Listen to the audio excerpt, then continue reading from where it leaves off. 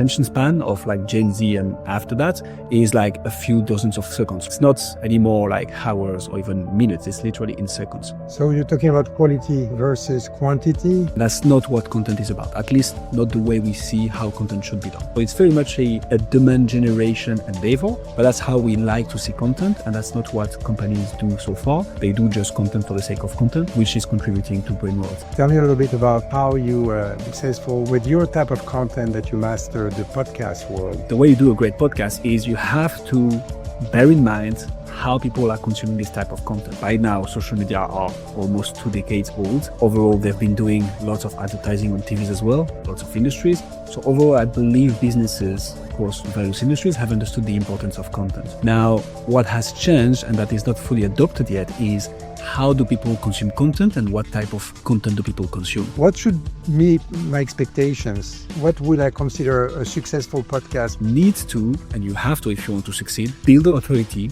gain trust from the audience, deliver value again and again and again and again and again. So you can really stay in the ears of somebody, delivering value, building trust, building a rapport almost. That's what makes a good podcast. More than a century after Henry David Thoreau defined the terms in Walden, we're still fixated on the impact of the materials we consume. So much so that Oxford named brain rot the 2024 word of the year. But is brain rot real? How does it impact us when we consume large amount of meaningless online content? Is your brand's content contributing to brain rot? And should that even matter to energy marketers? If you're having trouble separating fact from fiction, fear no more. The truth about brain rot is out there, and we're going to help you uncover it. Welcome to the HEX-Files Energy Marketing Podcast with me, your host, Arnaud Dasprez. If you want to believe, you've come to the right place.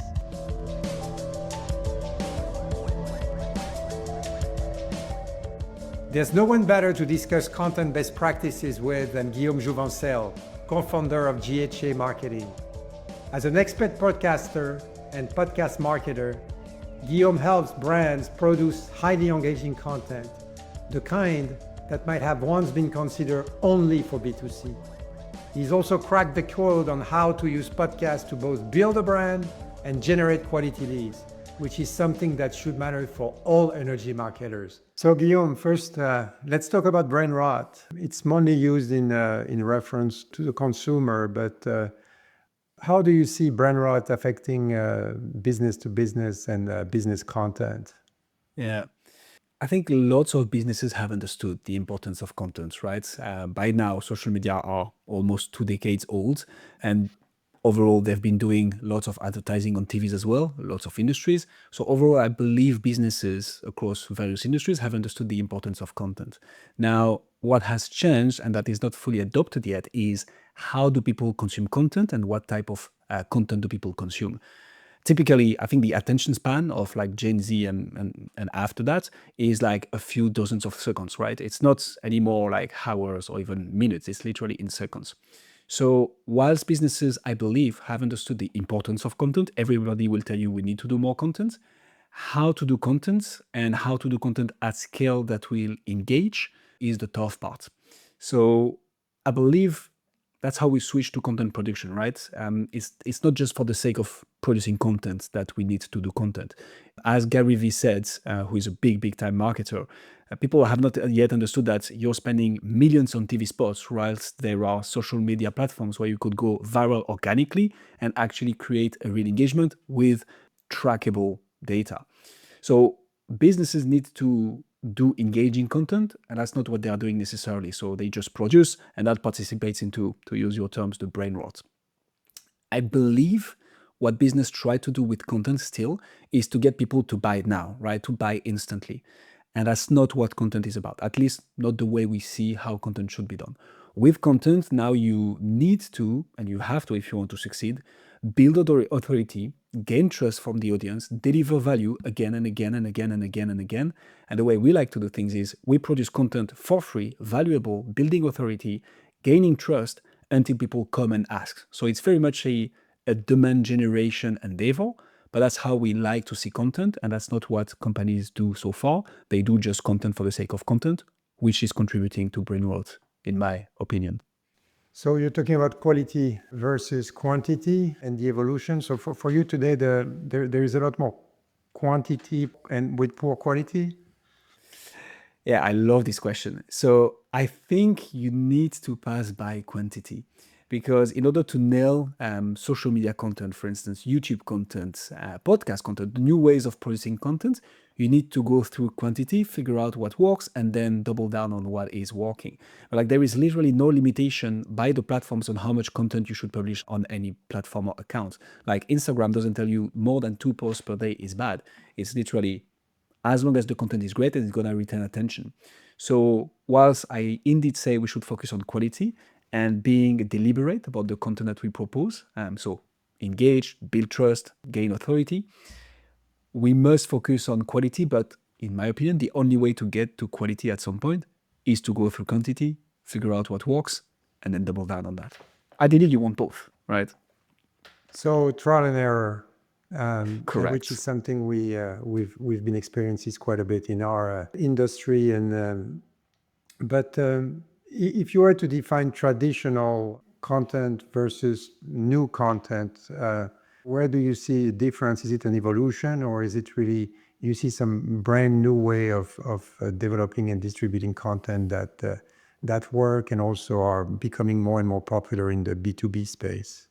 That's a very, very interesting one. So the way I see traditional content, at least the way I think about it from the top of my head right now, is show the products, talk about the services, talk about me in the sense of the company, and not very much about pain points of your audience and of your ideal clients, about desired outcomes, about okay, what do I need to do in order to publish content that will take people from not even problem aware to problem aware, from problem aware to solution aware, and then from solution aware to engaging and having a purchasing intent, building that trust, authority, and so on. That's how I tend to see traditional content.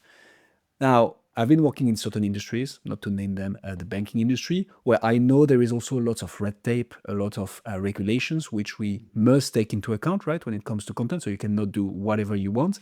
But that's how I see traditional content, be very much focused on the product, its features, what it does. Now, the thing that is very interesting is that now anybody can find out anything online, right? It's literally, before it was very simple. It was a Google search. Now it's even simpler. It's ChatGPT or Mistral or DeepSeek, whatever rocks your boat, your preferred AI model. But you can literally ask a question and in 99% of the cases have an accurate response and information. So if I want to know what the features of the latest Jeep are, I can just ChatGPT this, right? When I want or when I get content from Jeep in front of my eyes, for me to engage, it needs to be more than just features and like practical information. It needs to be emotions, engaging, and building trust, authority. That's what I would associate to traditional versus new way of doing content, if that makes sense. And I guess you're talking about new way of building content is also because of driven by new way of searching for it and consuming it. Tell me a little bit about how you're successful with the type of content that you master, the podcast world. Yeah. So what I love to tell and say about podcasts is that people don't just only listen to podcasts, right? They will listen to podcasts whilst folding laundry, whilst commuting, whilst doing a gym session, whatever it is. So podcast is not something that you do for the sole purpose of podcast, except when you're consuming podcast on YouTube, which is becoming bigger and bigger, but we're going to talk about this. And the way you do this, the way you do a great podcast is you have to bear in mind how people are consuming this type of content. Typically, they will hit play, they will put their phone in their pocket or like put it on the furniture, whatever, and then just let it go on. So they will consume usually the entirety of the podcast unless it becomes very boring or not interesting, which hopefully we are not getting into right now. And they're just like, okay, they're going to do the effort of putting out their phones again, changing track or like choosing something else.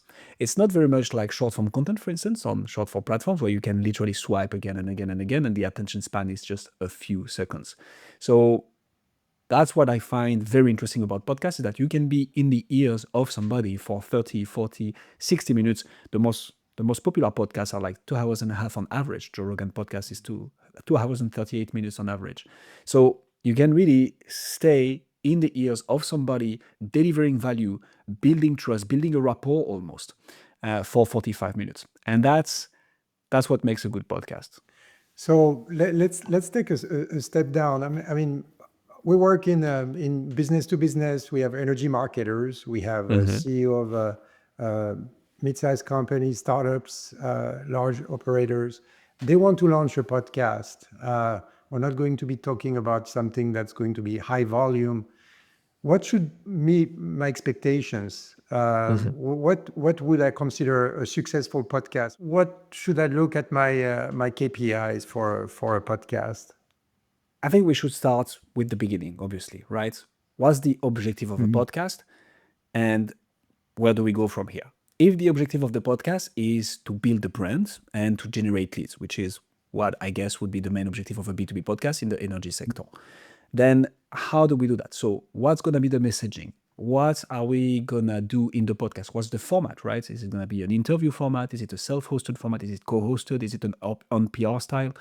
What's the objective? Then who are we targeting? Right, like that's so important. Most of the people starting a podcast nowadays, they just say, okay, I'm going to talk about things that I think are cool or like interesting and that will educate my audience. But if you're not deliberate and intentional about who you're targeting, then how are you going to find out what type of content you need to release? Once you have those few points nailed down, it's all going to be about the content. Like, you can market the heck out of a podcast. If the content is not good in the first place, it won't get that virality nor this like retention that you want. So the way we typically do this is we look at what is it that in our industry people are interested about, people want to hear more of.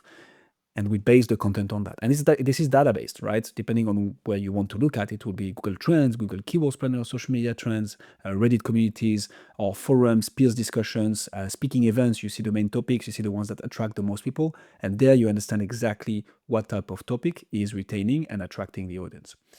And then you can launch the podcast. And the whole idea is, okay, how do we make sure that we deliver for 45 minutes good value about those topics? How do we interview the right experts that people want to listen to? How do we make sure that throughout the full 45 minutes, they stay engaged and they take action afterwards? That's how you need to design a good podcast if we were to take the industry of the energy sector. And if we talk about the length, so you said 45 minutes. Why 45 minutes? Is that set? Could it be 10 minutes? Could it be 15? Do we cover multiple topics, one topic? I mean, those are the type of questions that my clients, they're looking at podcasts, they get excited, then they get scared, and then they find all excuses not to do it. And I need to be able to reassure them that of expectations and also make it simple. Yeah. So any format will work if it's done properly. So a 10 minutes format can work, a 45 minutes format can work.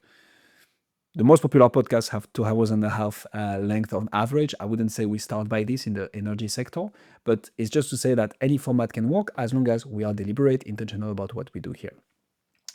I would say probably what your clients want to do, Arnaud, is to engage one-on-one for 45 minutes to 1 hour with an expert in the industry, someone influential, and someone that will have a lot of value to deliver to their audience. That's the whole point at the end of the day, right? You need to think, we are doing all this for the audience. So a 45 to 60 minutes interview where you can actually deep dive into certain topics, ask follow-up questions exactly like you do now, like, okay, but how do we apply this specifically to this industry or that particular problem? Taking the time to go through a problem or a topic properly is key in an industry like energy. So I would say 45 minutes to 60 minutes is great. And then we just see how the audience reacts, right? We also need to learn and understand what the audience wants. If we see that by the end of our 60-minute episode, 99% of the audience is still here, well, maybe we can start asking the audience, do you want longer episodes? We can try, see if the retention drops, or if we see that, and we had this case in a completely different industry, construction actually, where for a specific podcast, the audience was like consistently dropping at 30 minutes, but always coming back, but consistently dropping at 30 minutes. And it were 60 minutes episodes. So we're like, let's just split the episodes in two. And there the retention rate went through the roof. And we learned that in that particular industry, for those particular topics, 30 minutes was better. But we like to start with 45, 50 minutes final episodes. And in terms of the topic, focus topic, and every episode has a very, very focused topic with a subject matter expert, or covering more of a wide range. Is there a rule there that we need to apply? So again, we have to bear in mind that a podcast series, when somebody will discover a podcast, right, they will potentially most likely listen to the latest episode or the episode that speaks to them the most whilst going through the titles. But then if they like what they hear or see, they will listen to more, right? So it's important not to be too broad in all the episodes. Otherwise, it's just a whole bunch of not much. So especially in an industry as specific and technical than the energy one, you might want to have targeted episodes with the possibility of like expanding a bit the topic. So here, you're the expert, Arnaud, but I would typically take one big theme, one main thematic, focus on this, and if the guest starts to provide amazing insights in something that is related to that specific thematic, not say, hey, let's go back to the main topic, just like explore and go there. That's how I would typically approach this. If you go too broad, it won't be valuable enough, especially if you want to be listened by CEOs, execs, right? People who do not have lots of time. You need to be delivering value within that 45 minutes. So it's important to select a topic that will allow you to showcase expertise and go deep enough that you will actually provide value to the audience. And so back to my KPIs, right? I mean, Yeah. that's the main question. I want to do paid search. What is my KPI? I'm doing SEO. What is my KPI? So when you're looking at a podcast, which is a new tactic, but it's also a new strategy, and it's a new distribution of content that you may or may not have available, there's an element of effort that we need to drive in order to be successful. But also, I don't want to give some expectations that are not realistic. If someone is in protective buildings for refineries or clean tanks, I'm not going to they won't expect tens of thousands of weekly followers on their podcast. But there is an element of awareness and an element of lead generation and maybe customer engagement that I believe personally podcasts can bring. But I would like to hear it from you and your experience about what should be the key elements that would drive a CEO of a small company to actually get involved and invest time into doing something like that. Yeah. So I love this. And obviously the answer will vary depending on the KPI that we want to optimize for. So I'm going to assume for now that we are talking about exposure, right? So number of impressions, number of views, number of clicks, and number of leads, if not clients coming from the podcast. Let's start by this actually. So if an asset was to allow you to connect one-on-one for 1 hour with 52 high-level decision makers / influencers / ideal clients in your industry each and every year, would you allocate some resources to this? So let's stop right here. Let's stop right here because I think we need to go element by element. So really, what we're talking about is having an actual meaningful conversation with the person you want to have a conversation with. That may be an influencer, maybe a customer, maybe a prospect. There are some objectives that need to happen during the selection of your episodes and kind of your guests. But also they need to be directly aligned with your objectives, your business objectives, marketing objectives. 200%. Yeah, that's totally right. And for me, that's the premise of a B2B podcast. Like you will start with the meaningful relationship that you will build with the podcast. There are a ton of other quantitative and qualitative benefits. But when you think about right now, if you're a small company in the energy sector, right, and you're trying to get in touch with, I don't know, local town institutions to distribute your energy there, are you going to call them? Are you going to reach out to their PA? Are you going to try to attend conferences where they have a high likelihood of being and trying to be another hand to shake in the crowd to be like catching their attention? Or do you want to propose them to become a thought leader on your podcast? Like the call to action is so valuable here. And one of my guests, because I do have a podcast and I do exactly this for my industry, was the host, so Sean Flynn, the host of the Silicon Valley podcast. And he explained me exactly this on his show. He's like, I'm not getting 0 downloads, but would I get 0 downloads? It wouldn't matter. Like I'm networking one-on-one with 52 high-level decision makers project managers, people who launch stuff and might require my investment banker services each and every year. I sign one deal out of the 52 conversations I have, I make very good money. And that's the value of podcasting in B2B to begin with. So yes, you need to be deliberate and intentional about this when you select the guests, choose the topics, but getting through the door thanks to a podcast is much, much, much easier than getting through the door through a cold call or let's grab a 5 minutes coffee. No, I love that. Is there, in your experience, have you seen some profiles that are more involved with actually accepting to be on having a conversation, being recorded? Is there an ego involved with the different guests that you need to work with? So I love this. We're getting into the weeds of marketing here. So yes, it's actually crazy. And I can take a very simple example that happened to us directly. Like I was trying to reach out to a very, very renowned podcaster in the finance space before we had a podcast to talk to podcasters. And I was getting ghosted, obviously, on LinkedIn. This person was the 4th guest on my podcast. And how I got him on the show was my first interview was with somebody that we knew, who knew him as well. And at the end of the interview, thanks to the rapport that we built, to the bond that we created, we're like, hey, Mike, would you introduce us to Paul? His name is Paul. And then he was the 4th guest on the show. And we are working with Paul for an hour and a half now, for a year and a half now. Everything is on the website. It's all public. But like, that's the power of creating that bond. Now, to the ego bait. Yes, it's actually super powerful. Something else that we did is we started an SEO focused podcast and we got access to one of the most renowned person in the space right from the get-go thanks to the podcast. It was after a couple of weeks. Would that person have given me the time of the day if it wasn't for a podcast? Certainly not. But because it was an SEO podcast, again, it was very niche. It was very targeted. That's how we got the guest to come on the show. We get to associate our image to him. He didn't become a client, but that's the power of podcast.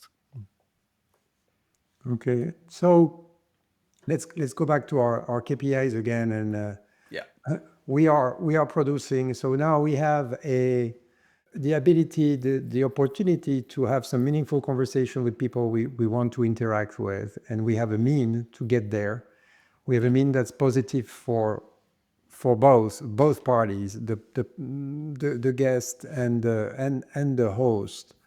In terms of communicating and developing content, when you're looking at a podcast, I know that when the podcast is distributing in many different ways, can you elaborate a little bit about how many touch points in a podcast with a podcast you can have with your potential target audience? 100%. So let's take the example of what we typically do out of a podcast episode, right? So you're gonna have the touch point with the guest, obviously. You're gonna have, if done well, you're gonna have a touch point with their audience, right? Because they're gonna want to reshare the episodes, publicize the fact that they have appeared on the podcast and shared their thought leadership and their expertise. So that's one. And then you're gonna do an audio episode out of this. You're gonna do a video episode out of this for YouTube. You're gonna extract 3, 4, 5, 6, 10 snippets of like 60 seconds from the episode that you're going to publish on up to 6 social media platforms, right? So we do on average 18 pieces of content per episode. That's 3 snippets distributed on 6 platforms. You can craft a newsletter edition out of this to also funnel back people towards one of your pages, either the podcast or something else, depending on the campaign. You can do a trailer, you can do some LinkedIn posts, you can do some tweets, like out of a podcast episode, a blog post, by the way, because you can transform the amazing content that was walked through in the episode into written content as well. So you tap into the reading audience. So with one episode, you can just have so many pieces of content. Now, it doesn't mean that one person will go through the entirety of the 30 pieces of content that you've published in total. But if they hear you again and again and again and again on a podcast, and then they decide to try and find out more, go on your website, start reading some articles, they are not ready to buy yet. They haven't engaged really. So they decide to follow you on social media and they see again because they are following you. So the algorithm is distributing your content to them a bit more often. And all of a sudden, over the period of a month, you have 2, 3, 4, 5, 10 touch points with the same person. Then they decide to take action. not buy directly. What we like to do is to have a form of lead magnet, something that we can give of value in exchange of contact details. So we craft a very specific and narrow ebook, for instance, or exclusive video series, exclusive podcast series that will give value to the person in exchange of an email address. And all of a sudden, they have taken a small step towards you, and they've also given you the right to contact them.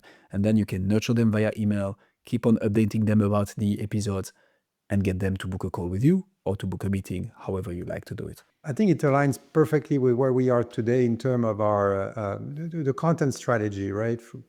It's for us, what we see with our clients is now less is more. Really focus your content topic to something, and then you really need to go deep within this topic and spread the word across a lot of different tactics and media. And from just saying, if you are looking at you mentioned 24 episodes is kind of the thing you recommend to actually be able to build some momentum. If we have 24 really carefully selected topics, and each of these topics have a good speaker, and those are being reproduced into this blog content, this ebook content, these social media snippets, those videos, this becomes a wealth of very meaningful content associated with a topic that has been carefully selected. So it's meeting kind of the new direction. I wanted to briefly, because you mentioned blogging, right? And when you're looking at blog, were hot a few years back, and everybody blogs, and we still do. But tell me a little bit about the blogging versus podcasting, and in the B2B space, and your experience, and why we should really maybe not replace, but definitely tell me a little bit about the how you compare blog versus a podcast today. Yeah. So I would definitely not recommend to stop completely and entirely the activity of blogging and writing insightful pieces of article. Now, there are some interesting stats that anybody listening right now can fact check right now on Google, because I prepared this just before the interview. So in 2025, there are over 600 million blogs worldwide. This is the AI excerpt from Google themselves, making up 31.6%, so about a third, of the 1.9 billion total websites. And some of those websites also have blog sections. It's just not a blog mainly, right? So the number of blogs out there is huge. Rightfully so, because it's been around for 25 years now, and lots of people read articles. Well, lots of people used to read articles. There are 4 million podcasts in the world. And yet, since 2023, and we can put the link towards the stats in the show notes of the episode, Arnaud, podcasts are more researched than blogs. And the source is Google Trends. You can literally go and check as well, podcasts versus blogs. In January, so YouTube just released the stats, in January 2025, 1 billion podcast listeners in a month, consume podcasts on YouTube. And 400 million played it on a TV set. And that's Spotify worldwide or the US? Are you talking worldwide? That's worldwide. Okay. That's worldwide. But what I'm trying to say is there is a huge demand and an increasing demand for podcasts, yet there are barely any podcasts out there in comparison to the number of blogs. So that's why I think there is a huge momentum to be caught here by starting a podcast and leveraging the podcast into blog articles as well. And the other thing that I find interesting, Arnaud, is more and more Google is trying to make money, rightfully so. And what we've noticed, because we used to do podcasts for backlinking, small parenthesis, but the high intent searches are more and more distributed to the paid search, right? So it's very harder to rank for high intent purchases, which are the ones that eventually you want to rank for in SEO. Now, for not high intent, but like more discoverability and research purposes, SEO is still great. But there is this increasing amount of podcast searches versus blog searches. At the same time, the few blog searches are getting in competition against PPC. And so all this makes up for the fact that between the way people consume content, between the searches for podcasts versus blogs, and the competition there is in the blog versus PPC, always leads to Rome. I'm not sure of the expression in English, but it seems that podcast is a fair choice compared to blog that you can also leverage thanks to it. Yeah, that's fascinating. So, And that brings another question I have. I mean, we've covered the element of selecting content, inviting guests, having some meaningful interaction with people we want to have meaningful relationship, pushing content out. Now, it sounds to me that like podcast and the volume of podcast from the listener standpoint, but also from the amount of the sheer volume of podcasts, it's going more and more competitive. So I'm in the energy business, I have a specific product audience that I want to target. How do you select the theme? How do you build a theme? How do you make it successful? And having some people that are actually going to go on Apple Music or Spotify, and actually listen to you. Yeah. So I love this. And I asked this exact question to a person named John Lee Dumas, who has the podcast called Entrepreneurs on Fire, who is one of the oldest, the person who started the podcast the earliest, and he releases one episode per day. And he's huge now. He's absolutely huge. I think it's top 20 podcasts in entrepreneurship for many, many years. And to that, he answered this. If I were to restart a podcast today, I would start with an extremely narrow niche. I don't remember what the exact niche he picked was, but it was something like pickable players of more than 70 years old, living in South Africa, and also enjoying, whatever activity. The point is, you start very, very niche. You own that niche. You create a base of hardcore fans, and then you can expand. So to tie this back to the industry of the energy sector that you're in, Arnaud, I would start with a very specific topic within the energy industry that I would solve for, that I would create content around, that I would build an audience around, and then you can expand and go and conquer other podcasts. That's the bad news of the thing. It's indeed getting more competitive, and it's important to niche down. Now, if we go back to the numbers, right? 600 million blogs worldwide. Not all of them are active, but so are the podcasts. 600 million blogs worldwide, 4 million podcasts worldwide. People are more searching for podcasts than for blogs. There is still a huge boulevard here to be getting into. And the other thing I would like to add is most of the listeners are listening to entertainment, so True Crimes, Joe Rogan, the big mainstream podcasts now, mainstream. But there is so much room still for the B2B companies to get into a specific niche, become the reference into that niche. Like, it's still very early. Own that niche and then eventually expand and get a top-ranking podcast. And in terms of preparation, in terms of what would be your recommendation? Get ready. We don't have to talk about technology, but are we talking about face-to-face versus remote?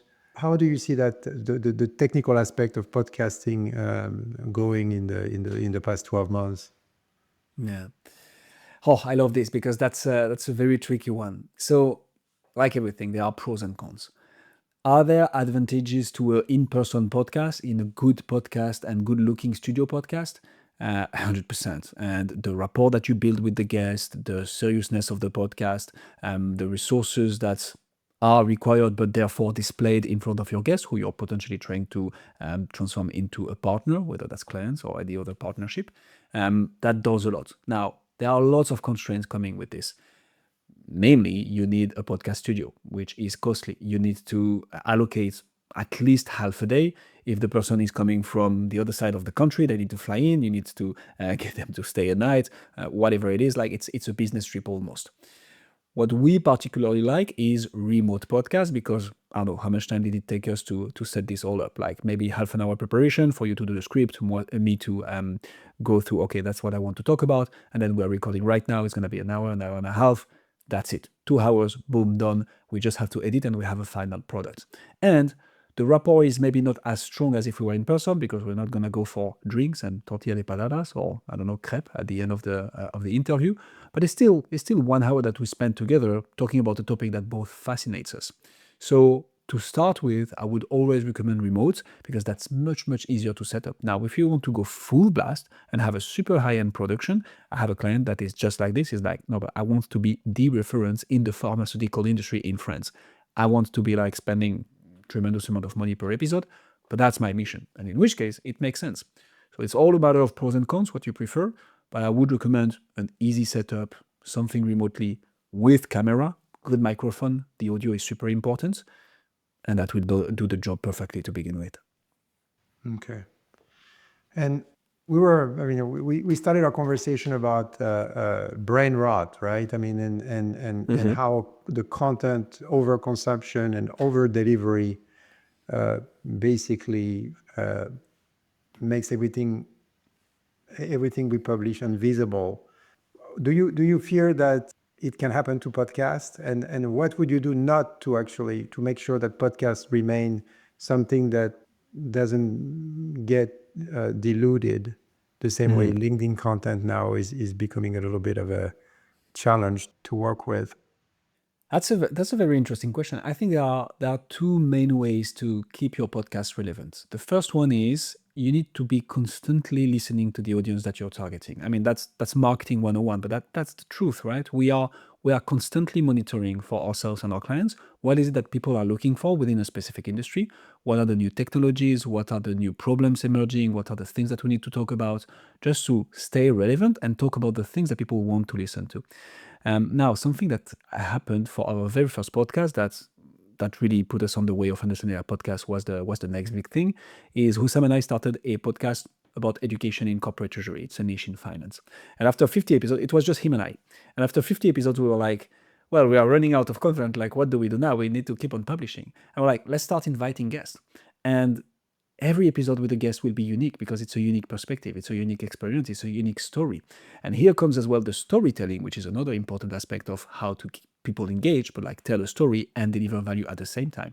So as long as you have guests that you can interview on a podcast that are interesting, of course, for compelling topics, you will never fall into irrelevance because you are telling great stories. And that's the second aspect that is super important for podcasts and that makes them stay relevant. It's the guests. At the end of the day, Joe Rogan, to name the biggest podcast, he interviews the Mark Zuckerbergs, the Elon Musk, the Mel Gibson, the Donald Trump even of this world. I'm not going to get into any political aspect here. The whole point here is he has access to such people with influence and like experts in their industries, to say the least, that people are just like, oh yeah, sure, I want to listen to Mark Zuckerberg for 3 hours because like what he has to say might be amazing. If you manage to do the same and replicate that in your industry, on your specific niche topic, and get access to the biggest brain and make it interesting for them to come on your show, then you've won. And you're going to keep on doing this as long as there are great guests to invite on the show. And sometimes it's a little bit overwhelming. Like, who should I invite, and what should I tell my guest? Can you enlighten us a little bit about how to do it, and are they tools, or how do you get to invite people into a non-startup kind of podcast? Yeah. So first of all, and that's so funny because this is a, let's call it, objection in sales language that I hear so often. Like, but as of when can I start inviting guests, right? Like, who wants to come on a show that hasn't gotten any episode released yet? And I always say, well, actually, you'd be surprised. Like, we literally book shows before they have published the first episodes. We book 5, 10, 20 guests, depending on the industry, because it's so interesting to come on podcasts. It's so compelling. People understand that they will get assets as well that they can reshare on their own. They don't necessarily need your audience. They can just distribute this content to their audience. And now a very, very interesting stat that we always come back to, especially when you start a podcast, is the first episode, 6 months, 12 months, 2 years down the road, is always the one the most listened to. Because when you get people to discover your podcast, what they will typically do is they will listen to the latest one and then they will start from the get-go, from the beginning. And this is where and how you can convince guests of coming on the show. This is something that you can do first. And then it's all about value, right? Yes, it's a starting show, but we are going to distribute it to X number of people because this is who we have in our database, or we know that the industry is that big. We're going to put some ad budget potentially behind it, very targeted, to make sure that we hit the right people. So we're going to get an audience, and we're going to give you all the assets so that you can reshare them, use them for thought leadership, and so on and so forth. So honestly, we never had a podcast that we couldn't book guests for, even before the first episode is published. So I'm getting maybe I didn't really count, but at least a good dozen of invites or to podcast a month.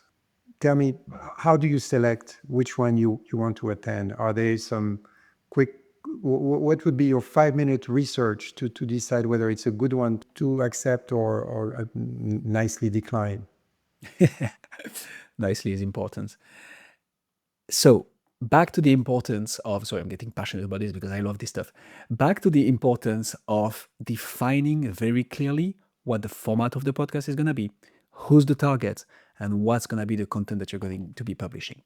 For instance, I'm a marketer. I'm a B2B marketer. What I do is podcast. If I get invited on 10 podcasts a month, I will only select the ones that talk about marketing in the B2B space and ideally about podcasts because I know this is my target audience. So if you have a very niche podcast, then anybody that you invite within that niche is relevant and will be like, yeah, of course, I want to come on that show. Back to my example of the podcast that we called SEO Gurus, where we invited this very influential person in the SEO space. It's like, yeah, we're going to talk about only SEO in 2024. That was the hook at the beginning. And that's how you can get great guests, or that's how you can select your podcast. So if you're getting 12 podcast invites, I don't remember if it's a day or a month, I don't know, you're very popular, you will select the ones that are the most relevant to you.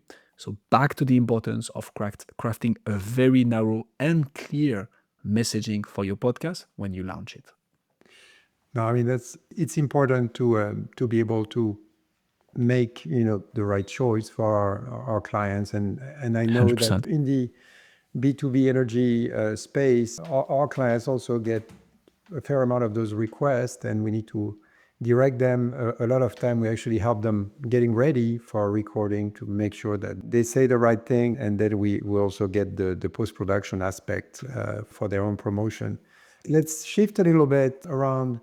So podcasts in the B2B space is becoming popular. It's fast growing. There's really some hard data that show that it is something that is, I'll call it a nice thing to have, but it should become a must-have into your Marcom plan.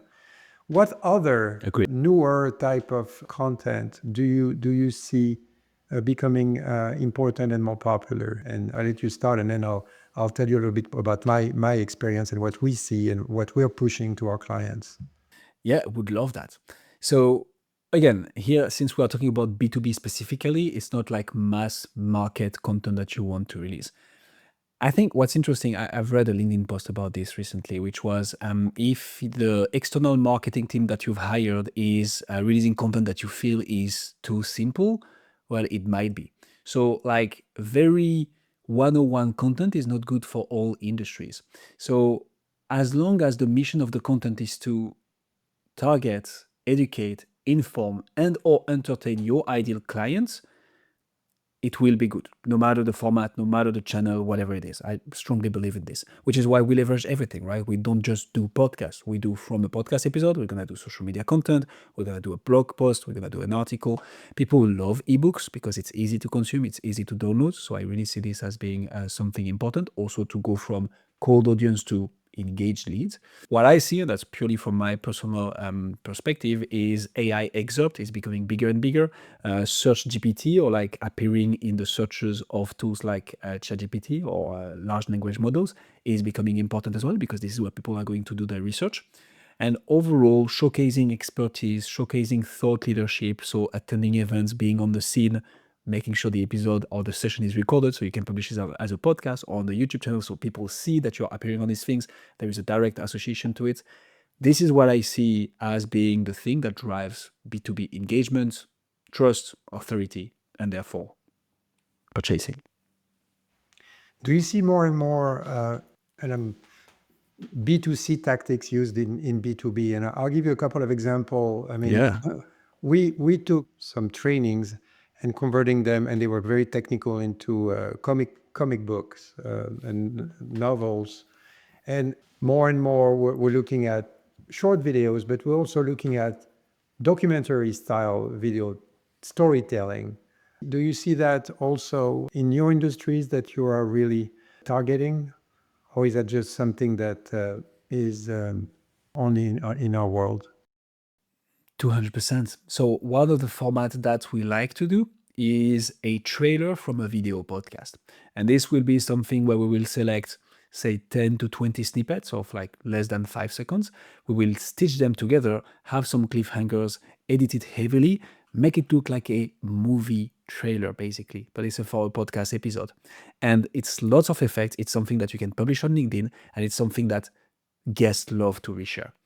So where I'm going here is, at the end of the day, B2C will always have a bit of a step ahead, I believe, because they really need to be in the head of the consumers, like how do people consume content and what can we do to make sure that we stay in front of this audience. I mean, the masters at retention are the Facebook of this world, well, Meta, TikTok.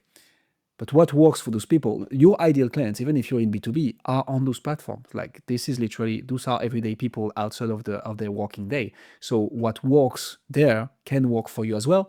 Maybe the message needs to be a bit tweaked, but the technique, the channel, the format is the same. And something to maybe illustrate this, Arnaud, that we are seeing and that we are experimenting with. So we are not nailing this yet. But you see on short form media platforms, some very strong hooks. I don't know, an object that is going to fall, or clearly that something that you can clearly see is going to happen, and you are hooked thanks to this. And then it transitions to an advertisement, to a business. And this is getting so strong and so powerful because you're just hooked. And then you're like, okay, that caught my attention. And then the person animating the whole short is like funny and entertaining. But at the same time, they're saying, hey, come and check us at HEX Group because we do this and you might find this useful, especially if you're still here. And boom, you've hooked. That's something that is used in B2C and initially actually from influencers, but that can work and attract people in B2B. What about you, Arnaud? What do you see happening in that space? No, I mean, for us, there's a few elements that we're looking at. I mean, like I said, on the B2C side, B2C, like when I'm mentioning documentaries, you're looking at ESG reports. So they were new, now they are not new anymore. It is becoming mandatory. But an ESG report was pretty dry, a little bit of narrative and a bunch of numbers. Moving that to documentaries, some stories, some actual movies, having some actual testimonials of your different stakeholders. We see a lot of that coming, and it's actually a lot of fun for us to evolve. In the energy space, and in our space in particular, when we were engaging for marketing communication, the number one objective is leads. But leads without any brand awareness, it's tough. I mean, and we always have to educate our clients. You need to actually develop some strong awareness. So don't expect 10,000 leads doing a podcast, but look at how you take a specific strategy, you push it, and look at how it brings the big picture together, and it really contribute to building your brand and building your very strong marketing presence.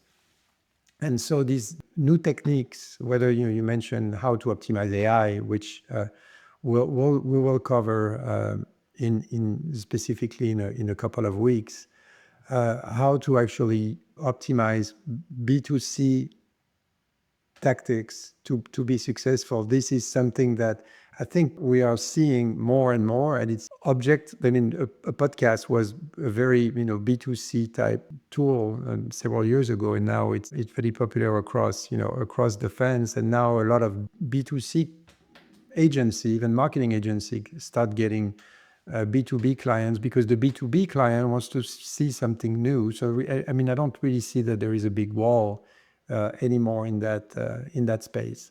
I wanted to thank you really for a lot of meaningful content you provided.